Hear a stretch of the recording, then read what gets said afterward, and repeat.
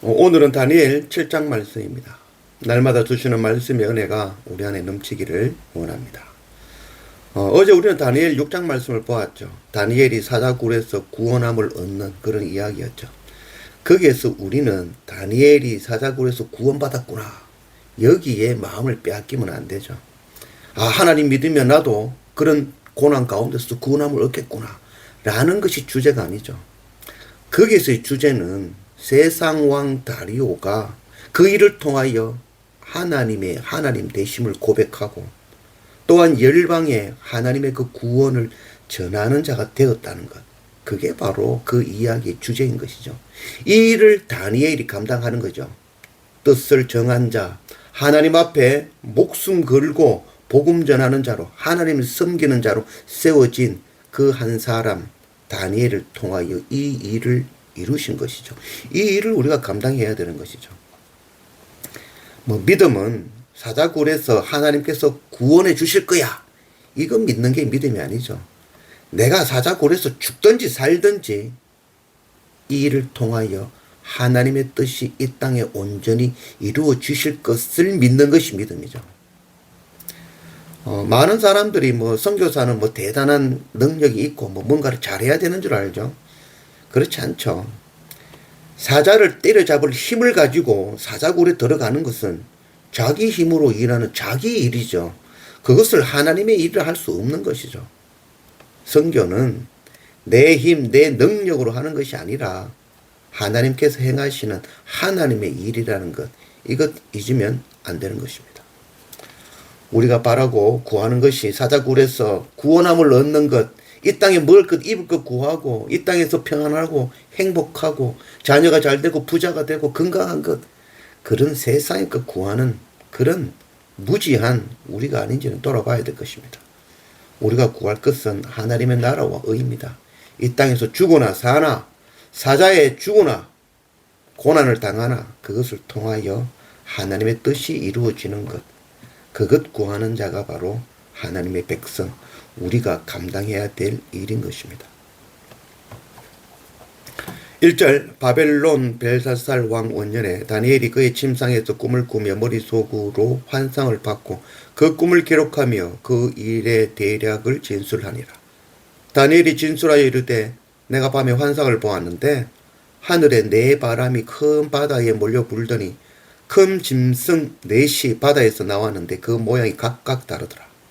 첫째는 사자와 같은데 독수리의 날개가 있더니 내가 보는 중에 그 날개가 뽑혔고 또 땅에서 들려서 사람처럼 두 발로 서게 함을 받았으며 또 사람의 마음을 받았더라. 또 보니, 오늘 7장의 말씀은 그 2장의 말씀에서 그 느부갓네살 왕이 꿈으로 금신상을 보는 그 내용과 동일한 내용입니다. 동일한 내용을 다른 이상으로 보고 있는 것이죠. 그리고 이 내용은 요한계시록에 동일하게 나오는 말씀입니다. 바다라는 것은 바로 세상을 나타내죠. 하나님을 대적하는 세상, 거기에서 하나님을 대적하는 짐승들이 나왔다는 거죠. 그 첫 번째 짐승이 바로 사자라는 것이죠. 2장 말씀에 이 느부갓네살 왕이 본 그 금심상의 머리가 되는 부분인 것이죠. 사나운 사자와 빠른 독수리, 이거는 바로 느부갓네살 왕의 기질인 것이죠. 그 짐승이 사람의 마음을 받았다라고 말씀하고 있죠. 하박국 1장 6절 말씀, 보라, 내가 사납고 성급한 백성 곧 땅이 넓은 곳으로 다니며 자기의 소유가 아닌 거처들을 점령하는 갈대아 사람을 일으켰나니. 그래서 이 갈대아 사람 바벨론에 대해서 설명하고 있죠. 사납고 성급한 백성, 바로 이 첫 번째 짐승 사자를 나타내는 그런 속성이라 하겠습니다. 짐승의 마음을 가졌던 그 느부갓네살 왕을 낮춰서 사람을 마음을 가지게 된 그 사건도 같이 이야기하고 있죠. 공격적이고 사납던 사자 기질을 가진 그 바벨론이 후에는 그 기질을 잃고 낮아짐을 예언하고 있는 말씀인 것이죠. 5절, 다른 짐승 곧 둘째는 곰과 같은데 그것이 몸 한쪽을 들었고 그 입의 잇사이에는 새 갈빗대가 물렸는데 그것에게 말하는 자들이 있어 이르기를 일어나서 많은 고기를 먹으라 하였더라. 이 곰은 바벨론을 멸망시키고 그 다음에 일어난 나라, 바로 메대와 바사를 나타내죠. 그래서 느부갓네살 왕의 환상 가운데 그 은으로 된 가슴과 두 팔을 상징하죠. 그리고 오늘 말씀에 보면은 몸 한쪽을 들었다라고 이야기하죠. 그래서 이는 곰이 먹이를 낚아채기 위해서 한 발을 든 그런 모습을 상징한다 하겠습니다. 다니엘 8장 3절 내가 눈을 들어 본 적 강가에 두 뿔 가진 순양이 있었는데 그 두 뿔이 다 길었으며 그 중 한 뿔은 다른 뿔보다 길었고 그 긴 것은 나중에 난 것이더라. 요 동일한 말씀이 8장 말씀에 이제 또 나오게 되어진 말씀이죠. 바로 이 순양의 이 비유이죠. 순양이 이 두 뿔이 있었는데 한 뿔이 더 길다라고 이야기하죠. 또 오늘 말씀에 이 곰이 한쪽을 들었다라고 이야기하는 그 이야기를 동일하게 하는 말씀이죠. 즉 메대와 바사 두 나라가 연합해서 올라왔는데 그 중에 한 나라가 더 강하다는 거죠.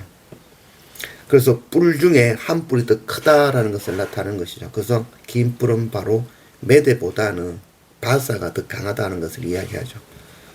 그리고 오늘 말씀에 그 입에 이사이에는 새 갈빗대를 물었다라고 이야기하죠. 새 갈빗대는 바로 메대와 바사가 정복하게 되어질 새 나라 바벨론과 루디아와 애굽을 나타내는 그런 말씀인 것입니다. 6절 그 후에 내가 또 본 적 다른 짐승 곧 표범과 같은 것이 있는데 그 등에는 새의 날개 넷이 있고 그 짐승에게 또 머리 넷이 있으며 권세를 받았더라. 이 세 번째 짐승은 표범입니다. 세 번째 나라라는 것이죠. 바로 이 느부갓네살 왕이 본 금신상에서 그 노스로 된 배와 넓적다리 부분으로 바로 이 메대와 바사를 멸망시키고 다음에 일어난 나라, 바로 알렉산더의 그리스 제국 헬라를 말하는 것이죠. 날개 넷과 머리 넷은 세력을 의미하며 헬라가 나중에는 네 나라로 분열되어질 것을 상징하는 것이죠.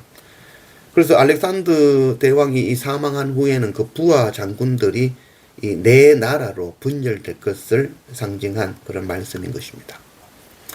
7절 내가 밤 환상 가운데에 그 다음에 본 넷째 짐승은 무섭고 놀라우며 또 매우 강하며 또 쇠로 된 큰 이가 있어서 먹고 부서뜨리고 그 나머지를 발로 밟았으며 이 짐승은 전에 모든 짐승과 다르고 또 10뿔이 있더라. 이 요한계시록에서 그 넷째 짐승이 표범과 비슷하다고 동일하게 표현하고 있죠. 이는 바로 헬라를 이어서 나타난 바로 이 로마 제국을 상징하는 것이죠. 이 로마는 헬라의 모든 것을 그대로 받아들이고 모방하여 더 큰 나라가 되었죠. 10뿔은 바로 느부갓네살 왕의 그 신상 중에서 종안에서 나오는 10발가락을 상징하는 것이죠. 8절 내가 그 뿔을 유심히 보는 중에 다른 작은 뿔이 그 사이에서 나더니 첫 번째 뿔 중에 셋이 그 앞에서 뿌리까지 뽑혔으며 이 작은 뿔에는 사람의 눈 같은 눈들이 있고 또 입이 있어 큰 말을 하였더라. 여러 뿔들 가운데 한 작은 뿔이 크게 나더라는 거죠. 이 느부갓네살 왕의 그 신상의 그 환상 가운데에는 없는 이야기죠. 바로 작은 뿔. 이는 바로 10왕들과 다른 그 한 왕이 새로 날 것이라는 거죠. 그리고 이 셋 그 앞에 뽑혀고 새 왕이 났다라는 거죠. 사람의 눈이 있고 입에는 큰 말을 한다는 것. 이는 바로 하나님을 대적하는 자라는 것을 나타내는 것이죠. 9절 내가 보니 왕자가 놓이고 옛적부터 항상 계시니가 좌정하셨는데 그의 옷은 희기가 눈 같고 그의 머리털은 깨끗한 양의 털 같고 그의 보좌는 불꽃이요 그의 바퀴는 타오르는 불이며 불이 강한 강처럼 흘러 그의 앞에서 나오며 그를 섬기는 자는 천천히요 그 앞에서 모서선 자는 만만이며 심판을 베푸시는데 책들이 펴 놓였더라. 그때 내가 작은 뿔이 말하는 큰 목소리로 말미암아 주목하여 보는 사이에 짐승이 죽임을 당하고 그의 시체가 상한 바 되어 타오르는 불에 던져졌으며 그 짐승은 결국 주님께서 오시고 난 뒤에 불에 던져지고 멸망하더라는 것이죠. 그리고 오늘 말씀에 보면 머리털은 깨끗한 양의 털 같고 그의 보좌는 불꽃이요. 이 똑같은 말씀이 요한계시록에 있죠. 요한계시록은 뭐 다른 새로운 말씀이 아니라 이미 다니엘 선지자를 통해서 하신 말씀 그 예언을 동일하게 사도 요한도 동일한 환상을 보며 기록하고 있는 것이죠. 요한계시록 1장 13절 말씀에 나오죠. 촛대 사이에 인자 같은 이가 발에 끌리는 옷을 입고 가슴에 금띠를 띠고 그의 머리와 털의 희기가 흰 양털 같고 눈 같으며 그의 눈은 불꽃 같고 그의 발은 풀무불에 단련한 빛난 주석 같고 그의 음성은 많은 물소리 같으며 그의 오른손에 7별이 있고 그의 입에서 좌우에 날선 검이 나오고 그 얼굴은 해가 힘있게 비치는 것 같더라. 내가 볼 때에 그의 발 앞에 엎드러져 죽은 자 같이 되며 그가 오른손을 내게 얹고 이르시되 두려워하지 말라. 나는 처음이요 마지막이니. 다니엘과 지금 요한계시록의 그 사도 요한은 동일한 환상을 보고 있는 것이죠. 그분은 바로 예수 그리스도이신 것이죠. 다니엘도 바로 예수 그리스도 앞에 엎드린 것이죠. 구약 말씀을 읽으면서 예수 그리스도 이야기하면 우리가 생소하게 생각하죠. 그렇지 않죠. 예수 그리스도는 처음이요 마지막이신 분이죠. 구약 이전에 천지창조 하나님이시죠. 하나님과 함께 계셨던 빛이신 것이죠. 그도 동일하게 다니엘에게 예수 그리스도께서 나타나 이 모든 것을 환상으로 보여주셨고 동일하게 사도 요한에게 나타나시어 이 모든 환상을 동일하게 보여주시는 것이죠. 주님이 오셔서 심판하시고 그 뿔 권세 잡은 자는 멸망하고 열방의 나라들은 모두 주님 앞에 엎드리게 되어지고 성도들이 다시 일어나게 되어진 것, 그것을 말씀해 주는 것이죠. 결국 하나님의 나라가 승리할 것을 보여주시는 것입니다. 15절 나 다니엘이 중심에 근심하며 내 머릿속의 환상이 나를 번민하게 한지라. 내가 그 곁에 모셔선 자들 중 하나에게 나아가서 이 모든 일의 진상을 물으매 그가 내게 말하여 그 일의 해석을 알려주며 이르시되 그 내 큰 짐승은 세상에 일어날 내 왕이라. 동일하게 말씀하고 있는 말씀이죠. 지극히 높으신 이의 성도들이 나라를 얻으리니 그 누림이 영원하고 영원하리라. 이에 내가 넷째 짐승에 관하여 확실히 알고자 하였으니 곧 그것은 모든 짐승과 달라서 심히 무섭더라. 그 이는 쇠요 그 발톱은 노시니 먹고 부서뜨리고 나머지는 발로 밟았으며 또 그것의 머리에는 10뿔이 있고 그 외에 또 다른 뿔이 나오매 새 뿔이 그 앞에서 빠졌으며 그 뿔에는 눈도 있고 큰 말을 하는 입도 있고 그 모양이 그의 동료보다 더 커 보이더라. 내가 본 적 이 뿔이 성도들과 더불어 싸워 그들에게 이겼더니 옛적부터 항상 계신 이가 와서 지극히 높으신 이의 성도들을 위하여 원한을 풀어주셨고 때가 이름에 성도들이 나라를 얻었더라. 이 네 번째 짐승에 대해서 지금 다니엘도 잘 모르겠더라는 거죠. 왜 모를 수밖에 없죠. 다니엘이 알 수 없는 나라인 것이죠. 그리고 새 뿔 가운데 다시 빠지고 나온 그 뿔이 너무 무섭더라는 거죠. 다니엘이 알지 못하는 나라이죠. 이 나라를 요한계시록에서 정확하게 표현해주고 있는 것이죠.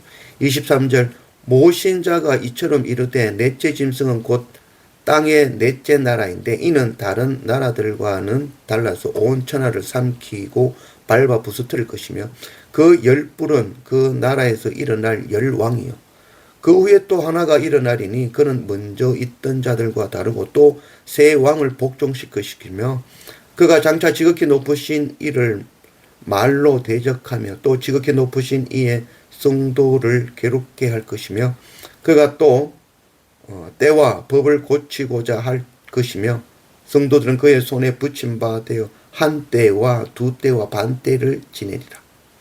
그가 심판이 시작되면 그는 권세를 빼앗기고 완전히 멸망할 것이요 나라와 권세와 온 천하 나라들의 위세가 지극히 높으신 이의 거룩한 백성에 붙임 바 되리니 그의 나라는 영원한 나라이라. 모든 권세에 있는 자들이 다 그를 섬기며 복종하리라.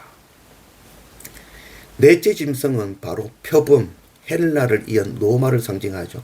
그리고 다니엘은 알 수 없는 나라였던 것이죠. 그래서 그가 궁금하였다라고 이야기하죠.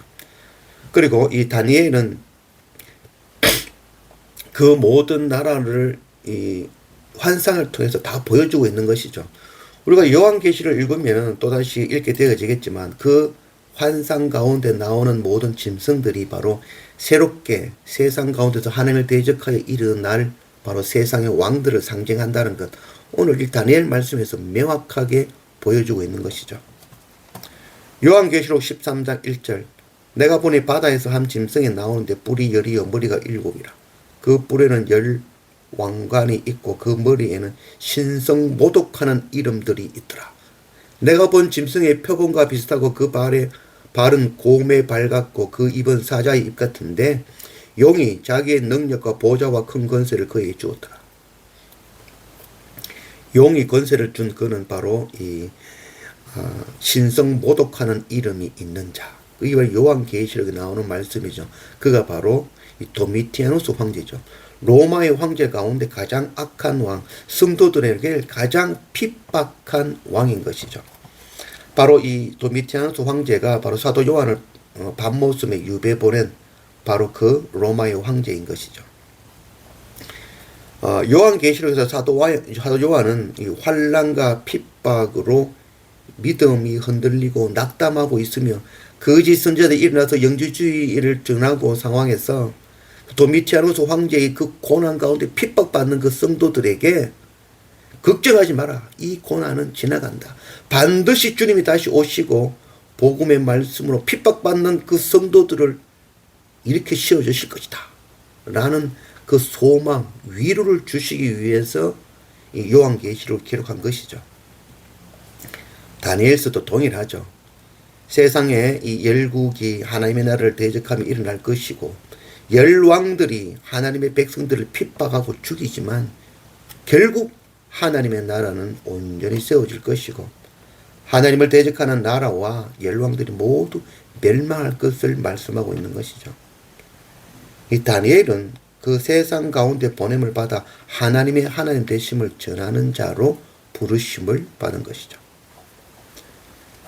마지막 28절, 그 말이 이에 그친지라. 나 다니엘은 중심에 번민하며 내 얼굴빛이 변하였으나 내가 이 일을 마음에 간직하였느니라. 다니엘은 하나님께서 보여주신 그 환상을 마음에 간직하였죠. 요한계시록에 나오는 동일한 환상인 것이죠. 로마서 8장 17절, 자녀이면 또한 상속자 곧 하나님의 상속자요 그리스도와 함께한 상속자니 우리가 그와 함께 영광을 받기 위하여 고난도 함께 받아야 할 것이니라. 생각하건대 현재의 고난은 장차 우리에게 나타날 영광과 비교할 수 없도다. 우리가 이 다니엘에게 주신 이 환상을 정확하게 이해하지 못하면 우리는 하나님을 믿는다 하면서 하나님이 아니라 세상 것을 구하는 자가 되고 말 것입니다. 사자굴에 들어가면 사자를 피하게 할 것이야. 고난을 피하게 할 것이야. 행복하게 살게 할 것이야. 자녀가 잘 되고 부자 되고 건강하게 되는 그런 세상 것을 구하는 그런 우상 숭배를 하고 말 것입니다. 우리는 복음과 함께 고난을 당하며 때로는 견디기 힘들고 고통이 있고 흔들릴 때도 있지만 이 모든 것들은 우리가 장차 받을 하나님 나라의 영광과는 비교할 수도 없는 것입니다. 주님 다시는 오시며 분명히 다시 오시고 세상 높아진 열방의 왕들은 모두 무너지고 하나님의 나라는 반드시 임합니다. 그래서 우리는 날마다 말씀과 예배로 뜻을 정하고 하나님의 자녀로 먼저 택함 받은 자로 정말 사나 죽으나 하나님의 나라와 의를 위해 그 주님의 십자가의 길을 따라 복음과 함께 고난당하며 십자가 예수 그리스도 그 생명의 복음을 전하는 그 선교 사명 감당하는 그런 우리 모두가 되어지기를 원합니다.